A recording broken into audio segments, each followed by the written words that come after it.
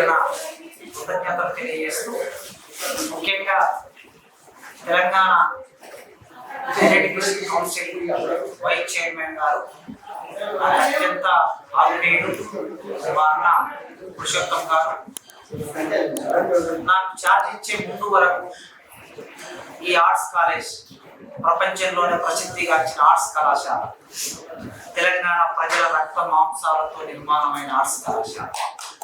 ఆ ఆర్ట్స్ కళాశాలకి ప్రిన్సిపాల్గా ఉన్న మేడం, మిత్రుడు vice principal, hostel vice principal మిత్రుడు, హెడ్స్, నాతో పాటు సహచర అధ్యాపకులు, నాన్ టీచింగ్ స్టాఫ్, ప్రియమైన మిత్రులారా, మీ అందరికీ ఈ సందర్భంగా పేరు పేరున వందనాలు తెలియజేస్తున్నా.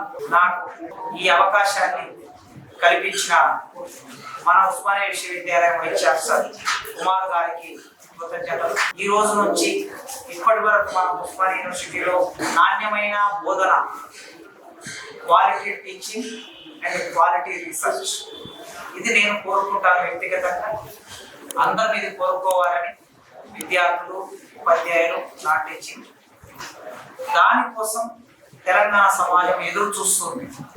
ఇవాటి సందర్భంలో తెలంగాణ సమాజం 10 సంవత్సరాలు ఉద్యమం చేశాం, 10 సంవత్సరాలు ప్రభుత్వం నడిచింది, 20 ఏళ్ళు గడిచిన తర్వాత కూడా తెలంగాణ సమాజానికి సంబంధించిన నిర్మాణం, పునర్నిర్మాణం అని అన్నారు కానీ పునర్నిర్మాణ ప్రాసెస్ ఒకటి విశ్వవిద్యాలయం నుంచి ప్రారంభం కావాల్సింది కనుక ఆ పునర్నిర్మాణంలో ఉస్మానియా యూనివర్సిటీ వైపే మొత్తం తెలంగాణ చూస్తుంది.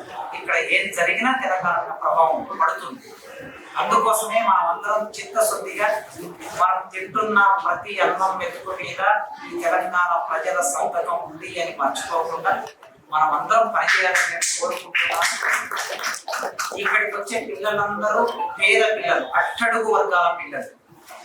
ఆ అట్టడుగు వర్గాల పిల్లలు చదువుకోవడానికి వస్తున్నారు. ముఖ్యంగా 80% మంది అమ్మాయిలు, చదువుకు 1000 సంవత్సరాలుగా దూరమైన 80% మంది అమ్మాయిలు వస్తూ ఉన్నారు. మా తెలుగు డిపార్ట్మెంట్ లో 45 మంది చేరితే అందులో 37 మంది అమ్మాయిలు ఉన్నారు. కనుక ఈ అమ్మాయిలకి మనం నాణ్యమైన విద్య అందించకపోతే ఈ సమాజానికి నష్టం చేసిన వాళ్ళం అవుతాం, ఒక రకంగా ద్రోహం చేసిన వాళ్ళం అవుతాం. ఆ నాణ్యమైన చదువులు అందించడం కోసం రోజు క్లాసుకు రావటం విద్యార్థుల బాధ్యత, రోజు పాఠం చెప్పడం ప్రొఫెసర్ల బాధ్యత. ఈ 2 జరిగితే నాణ్యత అదే వస్తుంది. పాఠం వినటం, పాఠం చెప్పడం దగ్గరనే ఉన్నది సమస్యల్లా. కనుక ఈ ప్రాసెస్ మొదలు పెడదామని, మనం కాస్త కష్టపడి పనిచేద్దామని ఈ సందర్భంలో ఈ 4 మాటలు చెప్పే అవకాశం ఇచ్చిన మీ అందరికీ పేరు పేరున వందనాలు.